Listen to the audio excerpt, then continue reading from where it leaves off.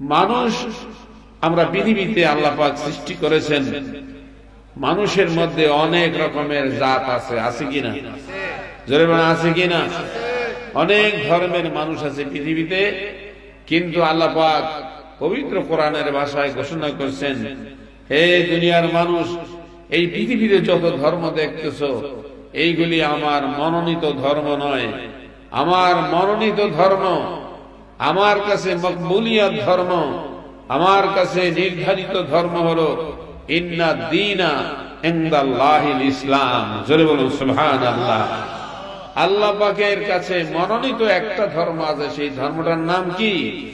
ইসলাম।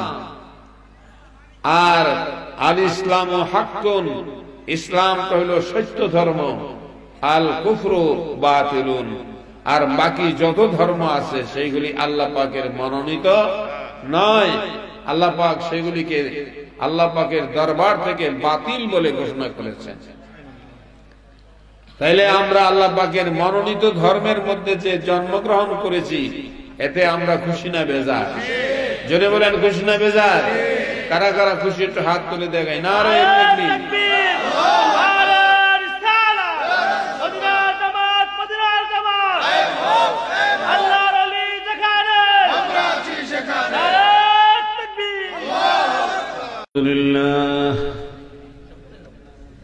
الحمد لله نحمده ونستعينه ونستغفره ونؤمن به ونتوكل عليه ونعوذ بالله من شرور أنفسنا ومن سيئات أعمالنا. من يهده الله فلا مضل له وما يضلله فلا هادي له. ونشهد أن لا إله إلا الله وحده لا شريك له. ونشهد أن سيدنا وعلى آله وأصحابه وأزواجه وذريته وأمته أجمعين. كما صليت وسلمت وباركت وترحمت على سيدنا إبراهيم وعلى آل سيدنا إبراهيم إنك حميد مجيد. أشهد أن لا إله إلا الله وأشهد أن محمدا عبده ورسوله. لا إله إلا الله محمد رسول الله صلى الله عليه وسلم. قال الله تعالى في كلامه المجيد وفي فرقانه الحميد. أعوذ بالله من الشيطان الرجيم. بسم الله الرحمن الرحيم. وما أرسلناك إلا رحمة للعالمين. قال الله تعالى إن الله وملائكته يصلون على النبي يا أيها الذين آمنوا صلوا عليه وسلموا تسليما. اللهم صل على سيدنا محمد وعلى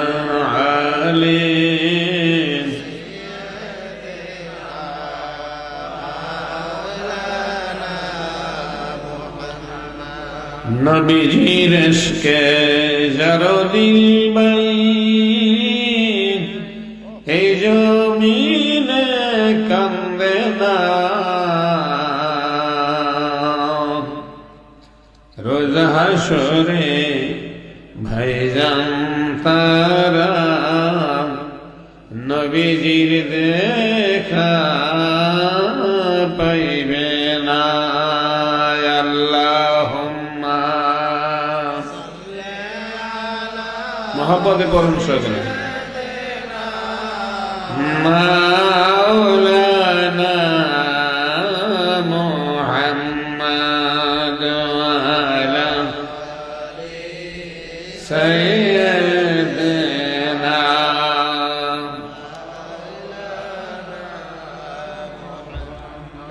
নবীর ইশকে যারো দিল বাই হবে পাগল দেওয়ানা তাকে সারা দয়াল নবী জান্নাতে যাবে না আল্লাহুম্মা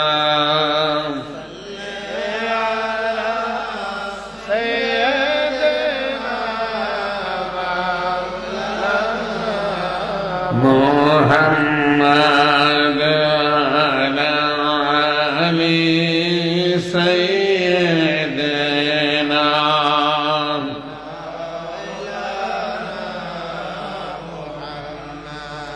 রহমত বরকতের জন্য মহব্বতের সাথে একটু জিকির করুন। যাদের সামনে জায়গা আছে সামনে আগায় বসুন, খালি জায়গাগুলি পুরা করে মহব্বতের সাথে বসে একটু জিকির করুন। লা ইলাহা লা ইলাহা ইল্লাল্লাহ লা ইলাহা লা ইলাহা ইল্লাল্লাহ লা ইলাহা লা ইলাহা লা ইলাহা হাসবি রব্বি জাল্লাল্লাহ মা ফি কলবি গায়রুল্লাহ নূর মুহাম্মদ সাল্লাল্লাহ লা ইলাহা ইল্লাল্লাহ লা ইলাহা লা ইলাহা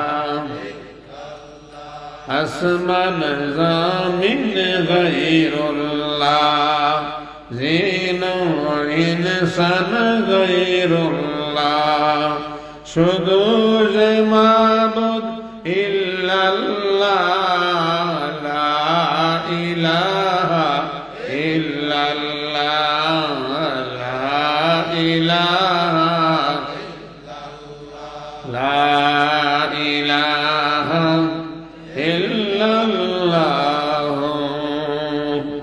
মুহাম্মাদুর রাসূলুল্লাহ সাল্লাল্লাহু আলাইহি ওয়াসাল্লাম। সকল বলুন আলহামদুলিল্লাহ। মহান রব্বুল আলামিনের দরবারে লাখো কোটি শুকরিয়া যে রব্বুল আলামিন আজকের এই পবিত্র বেহেশতের বাগানে কিছুক্ষণ সময়ের জন্য আল্লাহর জিকির করার তৌফিক দান করলেন, কোরআন ও হাদিসের আলোচনা শুনবার জন্য তৌফিক দান করলেন। সেই জন্য রব্বুল আলামিনের দরবারে শুকরিয়া আদায় করে আরেকবার বলুন আলহামদুলিল্লাহ। এই মাহফিল প্রত্যেক দিন হবে না বাবা। সন্ধ্যা থেকে এতক্ষণ পর্যন্ত কোরআন ও হাদিসের আলোচনা শুনছেন, একটু পরেই এই মাহফিলের আখিরি মোনাজাত হয়ে যাবে। ওয়াজের মাহফিল, জিকিরের মাহফিল, কোরআন ও হাদিসের মজলিস, এটা বেহেশতের বাগান। কোন সন্দেহ আছে? জোরে বলেন, কোন সন্দেহ আছে? এই বাগানে বসলে লাভ হয় না লোকসান হয়? লাভ হয়। কি লাভ হবে? আল্লাহর হাবিব হযরত মুহাম্মদুর রাসূলুল্লাহ সাল্লাল্লাহু আলাইহি সাল্লাম হাদিসের মধ্যে বর্ণনা করছেন, হে আমার উম্মতেরা, তোমরা যদি বেহেশতের বাগানের সন্ধান পাও, খবর পাও, তাহলে ওই বাগানে তোমরা যাও আর ওই বাগানের ফল তোমরা ভক্ষণ করো। সাহাবায়ে কেরাম জিজ্ঞাসা করলেন, ইয়া রাসূলুল্লাহ, দুনিয়াতে বেহেশতের বাগান কোথায় পাওয়া যাবে আর তার ফলই বা কি হবে? আল্লাহ রাসূল সাল্লাল্লাহু আলাইহি সাল্লাম হাদিসের ভাষায় বলছেন যে হালাকা যিকরু মিন রিয়াজিল জান্নাহ, যেই মজলিসে আল্লাহর জিকির হয় সেটা হলো বেহেশতের বাগান। জোরে বলুন সুবহানাল্লাহ। আল্লাহ রাসূলের কথার মধ্যে কোনো ভুল আছে? জোরে বলুন, কোনো ভুল আছে? ভুল নেই। হালাকা যিকরু মিন রিয়াজিল জান্নাহ, আল্লাহর জিকিরের মজলিসটা হলো বেহেশতের বাগান। সাহাবায়ে কেরাম বলেন, হুজুর, বেহেশতের বাগানের ফল কি হবে? আল্লাহ রাসূল সাল্লাল্লাহু আলাইহি সাল্লাম বললেন, সুবহানাল্লাহ ওয়ালহামদুলিল্লাহ ওয়া লা ইলাহা ইল্লাল্লাহু আল্লাহু আকবার। এই তাসবিহগুলি হলো বেহেশতের বাগানের ফল। তাহলে এই ফলগুলি যদি আমরা ভক্ষণ করি তাহলে আমাদেরকে লাভ হবে না লোকসান হবে? এই ফলগুলি ভক্ষণ করার জন্য আল্লাহ রাসূল নির্দেশ দিয়েছেন। এখন আপনি যদি মাহফিলে বসে চুপ করে বসে থাকেন, ফল ভক্ষণ না করেন, তাইলে কি আপনার রূহ তরতাজা হবে? শক্তিশালী হবে? হবে না। সেই জন্য আপনাকে যদি সুবহানাল্লাহ বলেন, আলহামদুলিল্লাহ বলেন, আল্লাহু আকবার বলেন, লা ইলাহা ইল্লাল্লাহ জিকির করেন, তাহলে কি হবে? আপনার রূহটা শক্তিশালী হবে। আপনার এই ডাক জমিন থেকে আল্লাহর আরশ পর্যন্ত পৌঁছে যাবে। জোরে বলুন সুবহানাল্লাহ। মানুষ, আমরা পৃথিবীতে আল্লাহ পাক সৃষ্টি করেছেন, মানুষের মধ্যে অনেক রকমের জাত আছে, আছে কিনা? জোরে বলুন, আছে কিনা? অনেক ধর্মের মানুষ আছে পৃথিবীতে, কিন্তু আল্লাহ পাক পবিত্র কোরআনের ভাষায় ঘোষণা করছেন, হে দুনিয়ার মানুষ, এই পৃথিবীতে যত ধর্ম দেখতেছো এইগুলি আমার মনোনীত ধর্ম নয়। আমার মনোনীত ধর্ম, আমার কাছে মকবুলিয়াত ধর্ম, আমার কাছে নির্ধারিত ধর্ম হলো ইন্না দীনা ইনদাল্লাহিল ইসলাম। জোরে বলুন সুবহানাল্লাহ। আল্লাহ পাকের কাছে মনোনীত একটা ধর্ম আছে, সেই ধর্মটার নাম কি? ইসলাম। আর আল ইসলাম হাক্কুন, ইসলামটা হলো সত্য ধর্ম। আল কুফরু বাতিলুন, আর বাকি যত ধর্ম আছে সেইগুলি আল্লাহ পাকের মনোনীত নয়। আল্লাহ পাক সেগুলিকে আল্লাহ পাকের দরবার থেকে বাতিল বলে ঘোষণা করেছেন। তাইলে আমরা আল্লাহ পাকের মনোনীত ধর্মের মধ্যে যে জন্মগ্রহণ করেছি, এতে আমরা খুশি না বেজার? জোরে বলেন, খুশি না বেজার? কারা কারা খুশি একটু হাত তুলে দেখায়। নারে তাকবীর।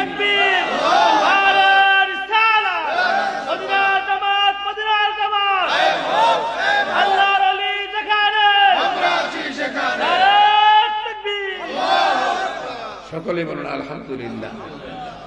আল্লাহ রাব্বুল আলামিন পবিত্র কোরআনের মধ্যে ঘোষণা করেছেন, হে দুনিয়ার মানুষ, আমি তোমাদেরকে জানিয়ে দেই, আমি তোমাদেরকে যে নিয়ামত দান করেছি, তোমরা আমার নিয়ামতের শুকরিয়া আদায় করতে হবে। লাইন শাকারতুম লাযীদান্নাকুম ওয়া লাইন কাফারতুম ইন্না আযাবি লাশাদীদ। কথাটা সূক্ষ্ম করে বুঝবেন, কথাটা বোঝা দরকার আছে নাকি নাই?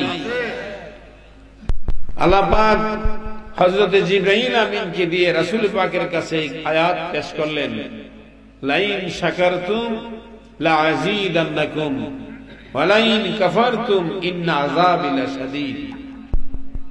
এই আয়াত যখন নবীজির কাছে পেশ করলেন, আয়াত শোনার সঙ্গে সঙ্গে নবীজি জার জার করে কাঁদতে আরম্ভ করেছে। হযরত জিবরাইল আমিন ডাক দিয়ে বলেন, ইয়া রাসূলুল্লাহ, আপনার কাছে জাহান্নামের কত আয়াত পেশ করলাম, কিন্তু আপনাকে কোনোদিন আযাবের কত আয়াত পেশ করলাম, আপনি কোনোদিন কাঁদতে শুনি দেখি নাই। কিন্তু আজকে আপনার কাছে একটা সাধারণ কথা বলা হলো, যে যারা আল্লাহর নিয়ামতের শুকরিয়া আদায় করবে আল্লাহ তাদেরকে নিয়ামত দান করবেন, আর শুকরিয়া আদায় না করলে তাদেরকে শাস্তি দান করবেন। এই কথা শুনে আপনি এত কান্না করতেছেন, তার কারণটা কি? আল্লাহ রাসূল সাল্লাল্লাহু আলাইহি সাল্লাম বলেন, ও জিবরাইল, আমি যাহা জানি তুমি তাহা জানো না। জিবরাইল হইল সমস্ত ফেরেশতার সর্দার। 104 খানা আসমানি কিতাব যে জিবরাইল বহন করে জমিনে নবীদের কাছে প্রেরণ করেছেন, সেই জিবরাইলকে আল্লাহ রাসূল বলতেছেন, জিবরাইল, আমি কি জন্য কাঁদি তুমি বুঝবা না, তুমি সেটা বুঝবার ক্ষমতা তোমার নাই। আমি যাহা জানি তুমি তাহা জানো না। জোরে গনা সুবহানাল্লাহ। বন্ধু আমার, আল্লাহ রাসূল জারজার করে কাঁদতেছেন। এমন সময় জিবরাইল আমিন বলেন, হুজুর, আমাকে একটু বুঝিয়ে বলেন কি জন্য কাঁদছেন। আল্লাহ রাসূল সাল্লাল্লাহু আলাইহি সাল্লাম বলেন, ও জিবরাইল, আমার আল্লাহ যেই কথা শোনাইছে, আল্লাহর নিয়ামতের শুকরিয়া আদায় না করলে আল্লাহ পাক কঠোর শাস্তি দিবে। কিন্তু আল্লাহর নিয়ামত আমার উম্মতের জন্য অগণিত অফুরন্ত নিয়ামত রয়েছে। একটা নিয়ামতের শুকরিয়া কিয়ামত পর্যন্ত সিজদায় পড়ে থাকলে আদায় করা সম্ভব হবে না। তাই আমি বলতে পারলাম, আমার উম্মত নিয়ামতের শুকরিয়াও আদায় করতে পারবে না, আর আল্লাহর জান্নাতেও যাইতে পারবে না।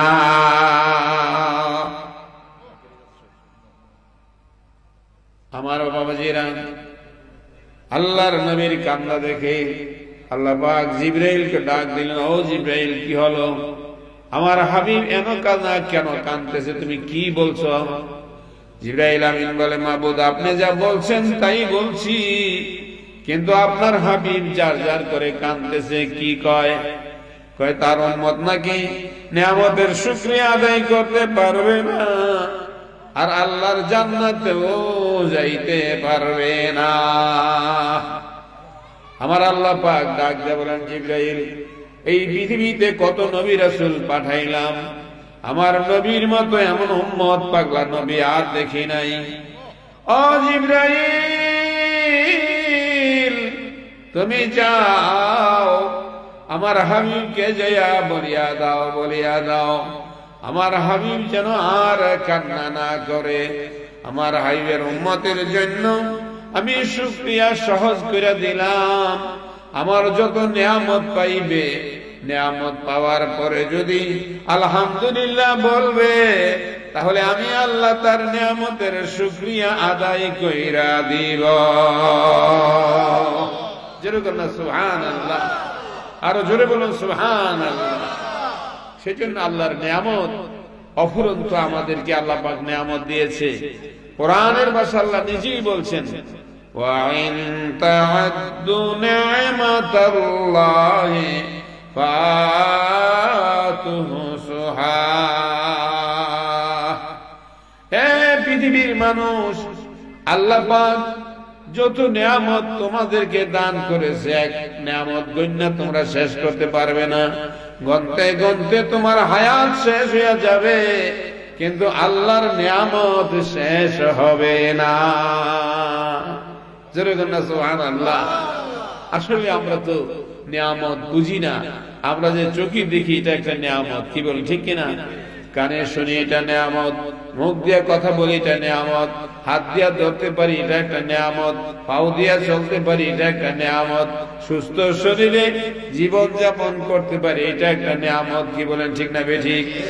এরকম ভাবে যদি তালাশ করা হয়, তাহলে সারা দেহের ভিতরে রক্ত, মাংস, হাড়, কণিকা প্রত্যেকটা জিনিসই আমাদের জন্য নিয়ামত। একটা যদি না থাকে আপনি অসুস্থ হইয়া যাইবেন, ঠিক না বেঠিক? আপনি যে একজন সুস্থ মানুষ, এই নিয়ামত গুলি যদি আপনাকে না দেওয়া হয়, আপনি একজন সুস্থ মানুষ থাকতে পারবেন না। আমার আল্লাহ পাক বলেন, বান্দা, এই নিয়ামত গুলি আমি তোমাকে ফি সাবিলিল্লাহ দিয়েছি, আমি তোমার এইগুলির থেকে কোনো বিনিময় তোমার কাছে চাই না। তবে শুনিয়া রাখো, আমি তোমাকে একটা দামি নিয়ামত দান করেছি। ও বান্দা, শুনিয়া রাখো, আমি তোমাকে একটা দামি নিয়ামত দান করেছি। সেই নিয়ামতটা সম্পর্কে আমার আল্লাহ কোরআনের ভাষায় বলেন, আল-ইয়াউমা আকমালতু লাকুম দীনাকুম আতমামতু আলাইকুম নি'মাতি ওয়া রাদিতু লাকুমুল ইসলাম দীনা। সুবহানাল্লাহ। আমার রব্বুল আলামিন বলেন, ও দুনিয়ার মানুষ, আমি তোমাদেরকে একটা বড় নিয়ামত দান করেছি। সেই নিয়ামতটা হলো ইসলাম। ইসলামটা আমি তোমাদেরকে দান করেছি। এই ইসলাম তোমাদের জন্য বড় নিয়ামত। এই ইসলামের কদর যদি তোমরা করো, তাহলে তোমরা পরকালে জান্নাত লাভ করবে। সুবহানাল্লাহ। আর কদর যদি না করো, তাহলে আযাবুন আলীম, শক্ত আযাব তোমরা ভোগ করবে। তাইলে ইসলাম আমাদের পালন করা দরকার আছে কিনা? আরে জোরে বলেন, দরকার আছে কিনা? এই নিয়ামত আল্লাহর কোরআনের ভাষা, আল্লাহ বলছেন, আল-ইয়াউমা আকমালতু লাকুম দীনাকুম ওয়া আতমামতু আলাইকুম নি'মাতি ওয়া রাদিতু লাকুমুল ইসলাম দীনা। ইসলাম ধর্মকে যারা পালন করবে, আমার আল্লাহ পাক বলেন, তাদের দাম দুনিয়াতেও বাড়বে, পরকালেও বাড়বে। ঠিক না বেঠিক? আমার বাবাজিরা, এই জন্য এই পৃথিবীর জমিনে আল্লাহ পাক বহু ধর্মের মানুষ আছে। আল্লাহ পাক সেই সমস্ত ধর্মে আপনাকে জন্ম না দিয়া মুসলমানের ঘরে যে জন্ম দিলেন, এটা একটা বড় নিয়ামত। জোরে বলেন সুবহানাল্লাহ। আজকে যদি আপনাকে আমাকে অমুসলমানের ঘরে জন্ম দিত, তাহলে আমাদের মুসলমান হইতে গেলে মা বাপ আত্মীয় স্বজন ছাইরা দিয়া, দুনিয়ার সবকিছু ছেড়ে দিয়ে আমাদেরকে এককভাবে আল্লাহর দলে আসতে হইতো। কি বলে, ঠিক না বেঠিক? কিন্তু আজকে আপনার মুসলমানের ঘরে জন্ম নেওয়ার কারণে আপনার মা মুসলমান, বাবা মুসলমান, দাদা মুসলমান, দাদি মুসলমান, নানা মুসলমান, নানি মুসলমান, শ্বশুর মুসলমান, শাশুড়ি মুসলমান, বিবি মুসলমান, সকলে মিলিয়ে আপনি আল্লাহর জিকির করতে পারেন, কোনো বাধা নাই। ঠিক না বেঠিক? সেজন্য আল্লাহর জিকির যদি আপনি করেন, এই জিকিরের দ্বারা আপনি আল্লাহর কাছে দামি বান্দায় পরিণত হবেন। এই জন্য বলা হয়েছে জিকিরের মজলিস, এটা বড় উত্তম মজলিস। আমার বাবাজিরা, আল্লাহ রাসূল সাল্লাল্লাহু আলাইহি সাল্লাম বলছেন, ও আমার সাহাবারা শোনো, তোমাদের ঘরকে কবর বানাইও না, বরঞ্চ তোমাদের ঘরকে বেহেশতের বাগান বানাও। যেরকম সুবহানাল্লাহ। আপনার ঘরকে বেহেশতের বাগান বানাইবার কথা আল্লাহ রাসূল নির্দেশ দিয়েছেন। শুধু নির্দেশই দেন নাই, আল্লাহ রাসূল নিজেও সেটা প্রমাণ করেছেন। কি? হে বন্ধু আমার, আল্লাহ রাসূল সাল্লাল্লাহু আলাইহি সাল্লাম একদিন মসজিদে নববীর মধ্যে যাইতেছেন। এমন সময় দেখলেন কতগুলি লোক বৈশা বৈশা আল্লাহর জিকির করে, লা ইলাহা ইল্লাল্লাহ, লা ইলাহা ইল্লাল্লাহ, লা ইলাহা ইল্লাল্লাহ, লা ইলাহা ইল্লাল্লাহ, লা ইলাহা ইল্লাল্লাহ, লা ইলাহা ইল্লাল্লাহ মুহাম্মাদুর রাসূলুল্লাহ সাল্লাল্লাহু আলাইহি ওয়াসাল্লাম জিকির করতেছে। কয়েকজন সাহাবী একত্রে বসিয়া বসিয়া জিকির করতেছে। আজান হয় নাই।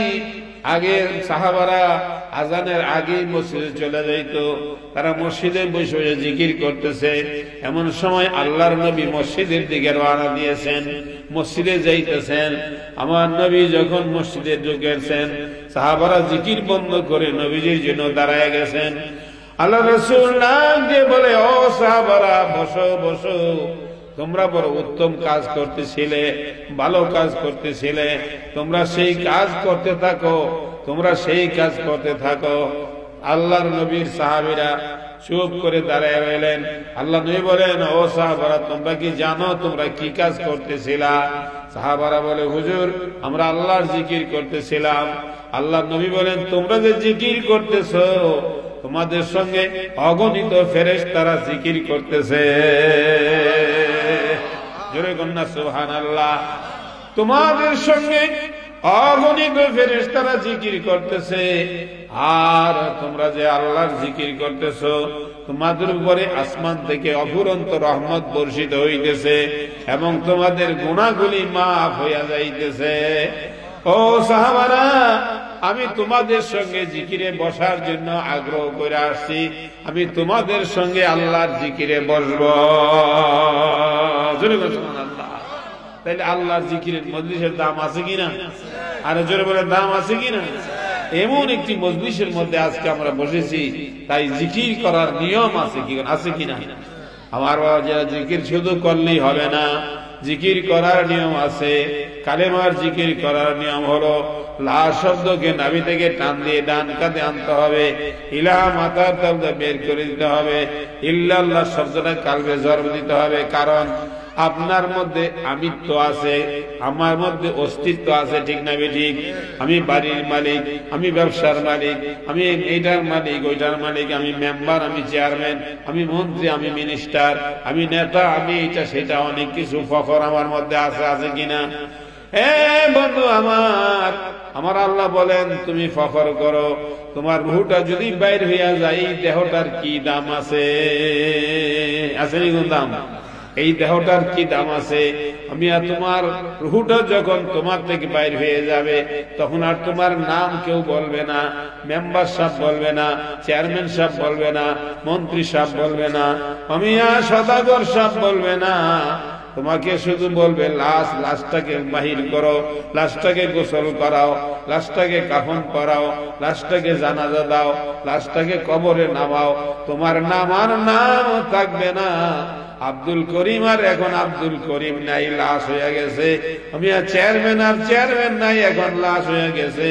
মন্ত্রী আর মন্ত্রী নাই, এখন লাশ হয়ে গেছে, ঠিক না বেটি?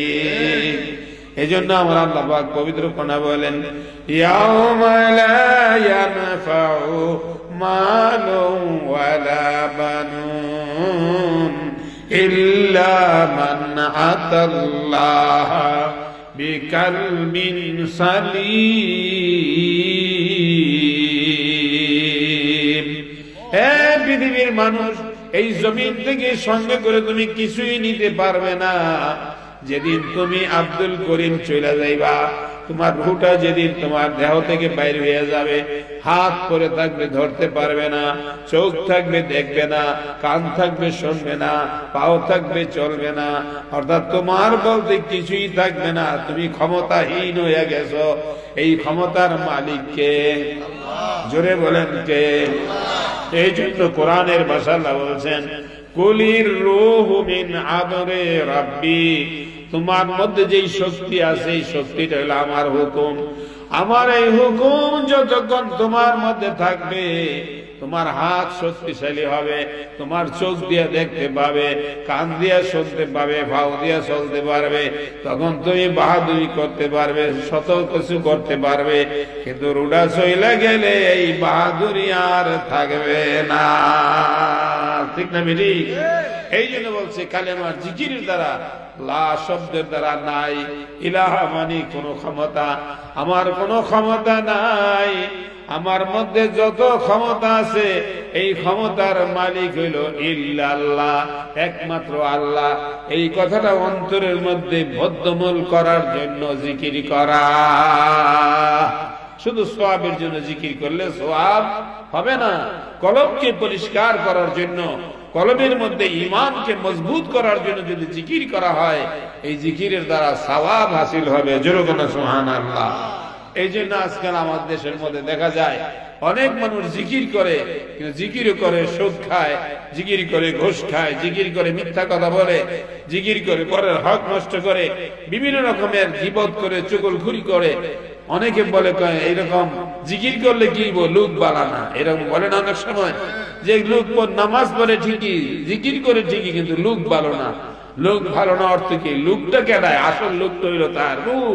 রুহটা যদি পবিত্র হয়ে যায় তাহলে সেই মানুষটা ভালো মানুষ হয়ে যায়। জোরে বলো সুবহানাল্লাহ। সেই জন্য সেই নিয়মে জিকির করতে হবে। লা শব্দরা নাভি থেকে ডান কাঁধে ইলা মাথার তাদের বের করিতে হবে।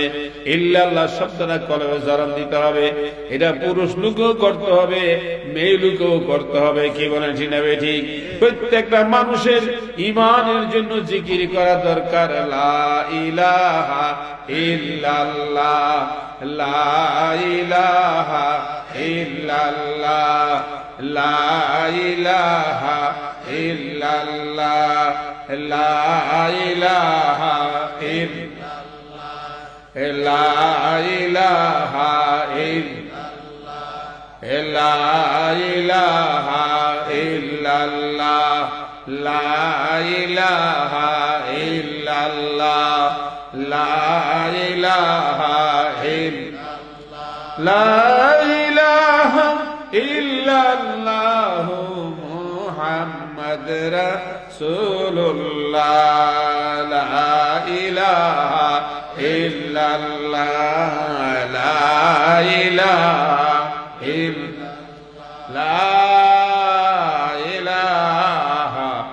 ইল্লাল্লাহ মুহাম্মাদুর রাসূলুল্লাহ সাল্লাল্লাহু আলাইহি ওয়াসাল্লাম। সকলে বলুন আলহামদুলিল্লাহ। তাই বাবাজিরা, মুসলমানদের যে আল্লাহ পাক কত দামি মানুষ করে বানিয়েছেন, সেই জিনিসটা আসলে আমরা বুঝি না। আল্লাহ পাক আমাদেরকে প্রত্যেকটা দামি দামি জিনিস দিয়েছে। চক্ষু দুইটা দাম আছে কিনা? চোখের দাম আছে কিনা? কি 10-15 টাকা দিয়ে পাওয়া যাবে চোখ? 1 লাখ 2 লাখ টাকা দিয়ে চোখ পাওয়া যাবে? আমি কান দুইটা যার নাই সে বোঝে কানের কত দাম। চোখ নাই যার চোখের দাম বোঝে। যে কথা বলতে পারে কথার দাম বোঝে। যার হার্ট নাই সে হার্টের দাম বোঝে। যার কিডনি নাই সে কিডনির দাম বোঝে। কত লক্ষ লক্ষ টাকার দাম। হে বন্ধু আমার আল্লাহ পাক বলেন, বান্দারে এই সমস্ত জিনিসগুলি দিয়ে আমি তোমারে বানাইছি, দামি মানুষ বানাইছি, কিন্তু তার মধ্যে আমি তোমারে আরেকটা বেশি দামি জিনিস দান করছি। ওই জিনিসটার নাম হইল কাল্ব। জোরে বলুন সুবহানাল্লাহ। মানুষকে একটা কাল্ব দান করছেন। কি দান করছে? মানুষকে একটা কাল্ব দান করছে। এই কাল্বটা কত দামি, কত মূল্যবান। আমার আল্লাহ পাক বলেন, এই কাল্বের মধ্যে আমি কোরআন নাজিল করি। জোরে কন্যা সুবহানাল্লাহ। আল্লাহর কোরআনের ভাষা আল্লাহ বলছেন, লাউ আনজালনা হাযাল কুরআনা আলা জাবালিন লারাআইতাহু খাশিয়াম মুতাসাদ্দিয়াম মিন খাশিয়াতিল্লাহ। হে পৃথিবীর মানুষ, তোমরা জানো নি আমি কোরআন নাজিল করতে চেয়েছিলাম পাহাড়ের উপরে। পাহাড় ঘাত ঘাত করে কাঁদতে আরম্ভ করেছে, আল্লাহ এই কোরআন ওজন আমি বহন করতে পারবো না। আসমানের মধ্যে কোরআন নাজিল করতে চাইলাম, আসমান কোরআন বহন করতে পারে না। সেই জন্য আমি একটা জমিন তৈরি করেছি তোমার কলবের মধ্যে। আমার বান্দার কলবের মধ্যে 30 পারা কোরআনের জায়গা হইয়া যায়। জোরে বলেন সুবহানাল্লাহ। কোরআনে হাফেজ আসেনি? আসেনি? আমি কোরআনে হাফেজ আছি কিনা? 30 পারা কোরআন তার সিনার মধ্যে জায়গা হয়ে যায়। এই কোরআন আসমান বহন করতে সাহস পায় নাই, জমিন বহন করতে সাহস পায় নাই, কিন্তু সেই কোরআন বহন করতে পারে কি? বান্দার কলব। জোরে বলেন সুবহানাল্লাহ। এই জন্য কিতাবে আরো বর্ণনা করেছেন, শুধু কোরআন নয়, অমিয়া কোরআনের মালিকের জায়গাও সেই কলবের মধ্যে হয়ে যায়। মান্না গুঞ্জামদার জমিনে আসে মা, মান্না গুঞ্জামদার জমিনে আসে মা, লেকে গুঞ্জামদার কলবে মুমেনা। জোরে গুনা সুবহানাল্লাহ। আমার আল্লাহ পাক বলেন, হে দুনিয়ার মানুষ, তোমরা জানো নি আমি আল্লাহর জায়গা আসমান জমিনে আমার জায়গা হয় না। আমি এত বড় আল্লাহ, আসমান আর জমিনের মধ্যে আমার জায়গা হয় না।